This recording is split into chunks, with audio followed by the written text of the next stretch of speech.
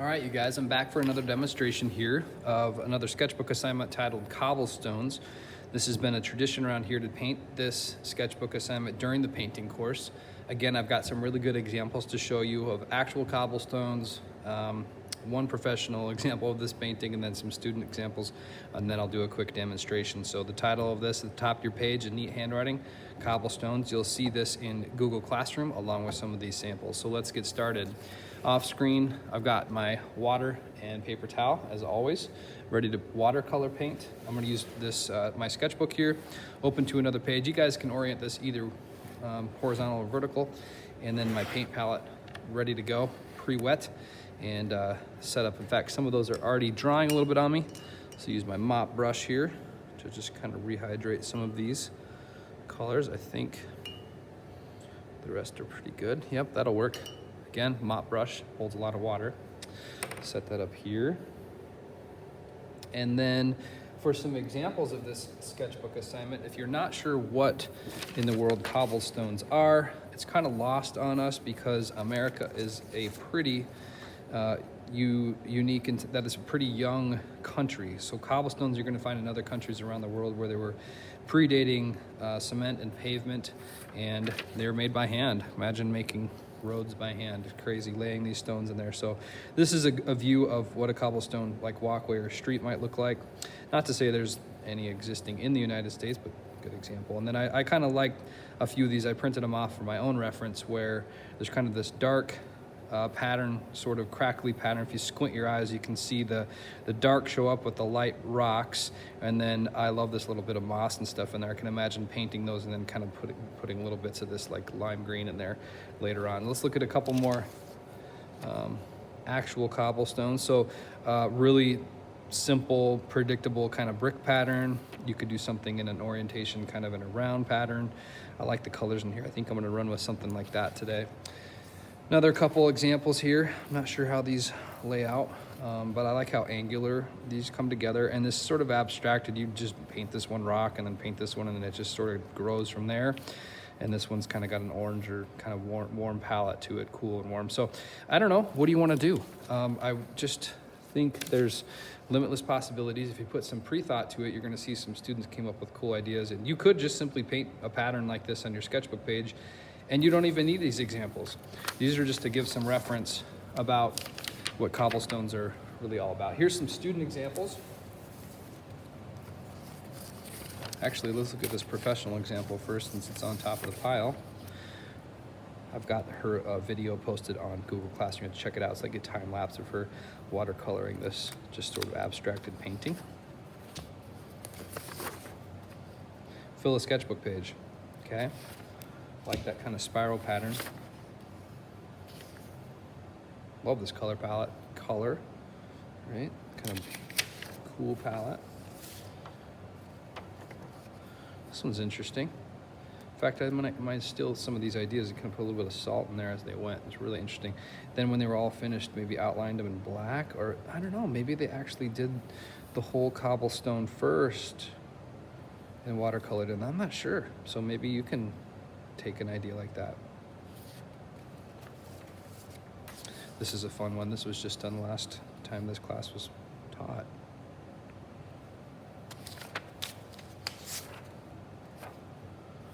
Wow. So you could sketch that first in pencil and then fill it up with a pattern like scales. Really creative idea. And this one I did in my sketchbook a few years ago. So a little sample. I'm just going to do a little bit of a sample here. For me, I'm inspired by this one here, and I like how kind of angular that is. So these are going to be the two I'm kind of off screen looking at here as I work. Okay, and I don't want to spend too much time because you don't necessarily need to watch me paint this whole thing, but you want to create some sort of palette. So off over on this side, you're going to see me pulling colors and mixing colors and constantly adjusting those colors. Otherwise, this will become a really static, simple, basic painting. So believe it or not, I'm going to pull just a little bit of black, okay? And then I'm going to have kind of a cooler color palette. We'll just start with that simple mix right there. Okay, I need to watch what I'm doing here. If I want it to turn out a certain way. You could be, of course, looking at your examples, but I'm just gonna go for it here. Kind of using the tip of my brush and holding the ferrule like a pencil, so I can use this point almost like a marker or a drawing tool. And again, I kind of like the angular look. You can go something maybe a little bit more rounded. And once I've got that, kind of fill this up.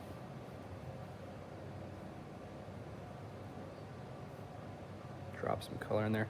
Rocks are sort of, you know, organic, so I kind of put a little bit of dark colors up here. A little more bright blue down here. That'll do, okay? And then I'm gonna leave a little bit of space here and try my next stone. Again, it's a stone, so there's not a lot of man-made looking kind of corners to it. It's gonna be really natural looking. That'll work. Let's draw another one to a different size here.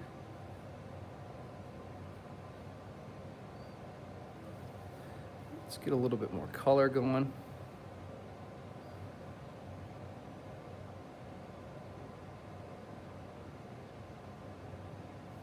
I'm sure you guys can kind of see that happening. So, you know, time lapse would be a really fun thing to do when you're painting this one,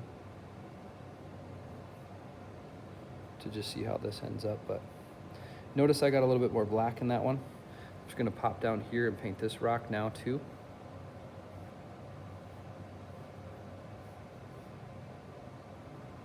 Just to disperse these two colors in different spots.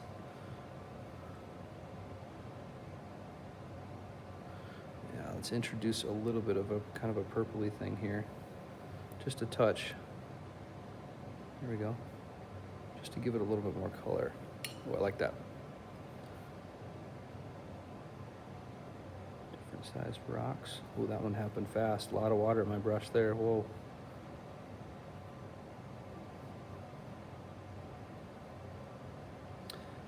You've heard me talk about this, but I do like outlining the shape first because it builds some surface tension around the edge of this, and then when you put the paint in, it stops flowing when it hits that edge.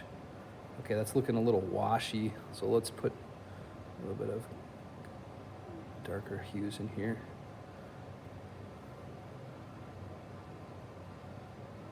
Some of these are getting a little bit wet, but they work. I like it.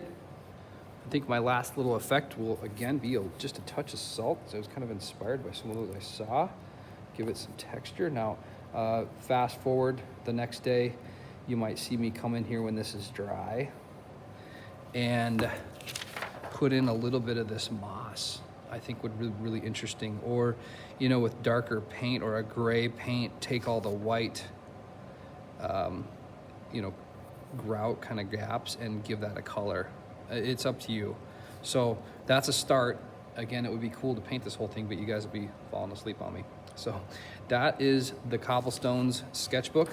I'm really excited to see, again, what you guys have come up with. Check out those examples posted on Google Classroom, and maybe you'll have a really unique idea and become one of my samples. Okay, fill up that sketchbook page, create a palette, mix it up, and good luck. I'm gonna keep painting, but looking forward to seeing what you guys come up with.